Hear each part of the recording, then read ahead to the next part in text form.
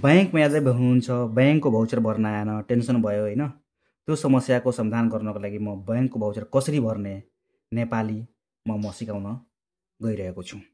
First of all यस्तो ब्याङ्कको voucher हुन्छ होइन, कसैमा कार्बन कपी हुन्छ, कसैमा सिङ्गल हुन्छ।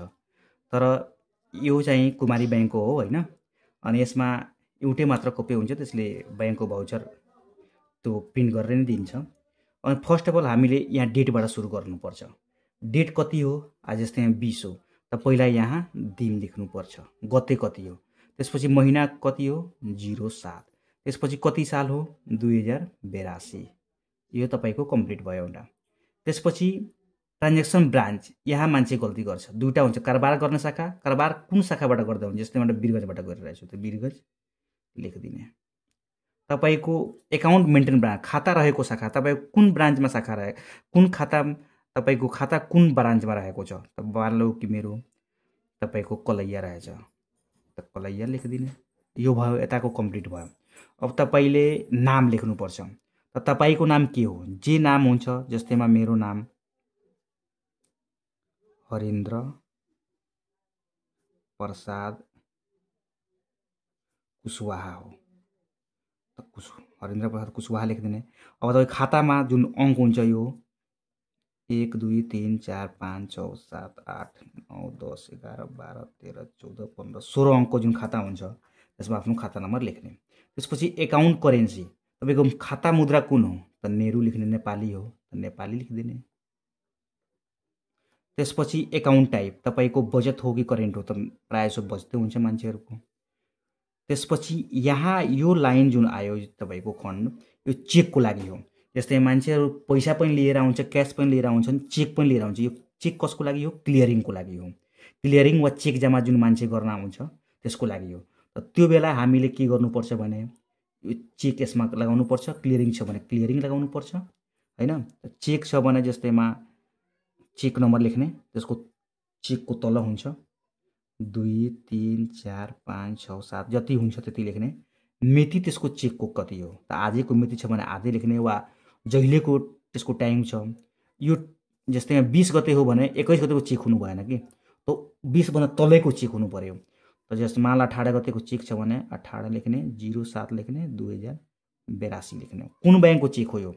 अब जस्तै आफ्नै ब्याङ्कको छ भने कुमारी ब्याङ्क लेख्ने। अरू ब्याङ्कको क्लियरिङमा डाल्दै हुनुहुन्छ भने, यो क्लियरिङमा डाल्दै हुनुहुन्छ भने अरू ब्याङ्कको चेक हुन्छ। जस्तैमा ग्लोबल ब्याङ्कको छ भने ग्लोबल ब्याङ्क लिमिटेड, कतिको चेक? 5 लाखको छ भने 5 लाख लेखिदिने, 5 लाख। यो चाहिँ यति कम्प्लिट भयो।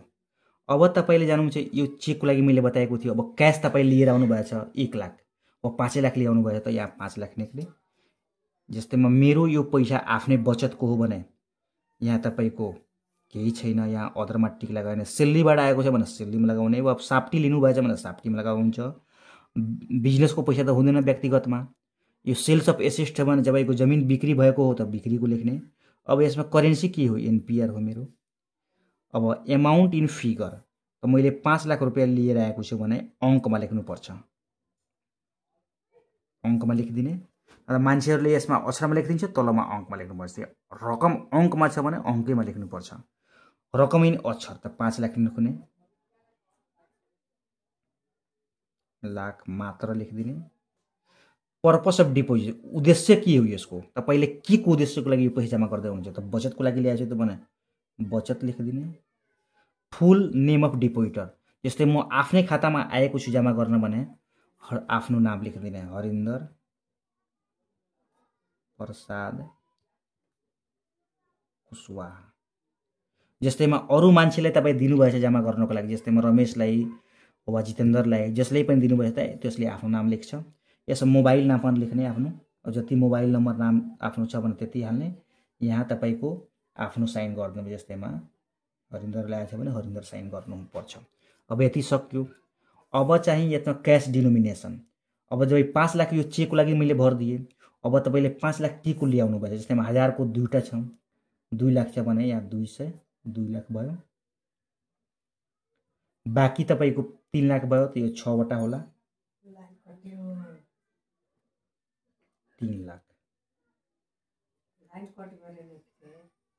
5 लाख यो चाहिँ 5 लाख भयो। अब यति भएपछि तपाईँ कम्प्लिट हुन्छ।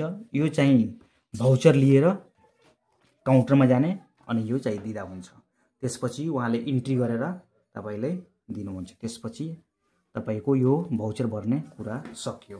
यसरी नै भाउचर भरिन्छ हैन। त्यसमा केही टेन्सन लिनु पर्दैन।